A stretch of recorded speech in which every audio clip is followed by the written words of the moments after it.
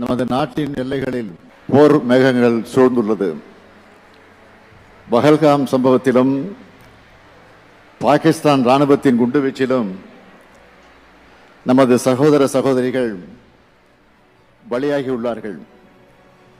அதற்காக பதிலடி கொடுக்கும் வகையில் தமது உயிரை துச்சமாக மதித்து எல்லையில் நமது இந்திய இராணுவ வீரர்கள் போராடி வருகிறார்கள்.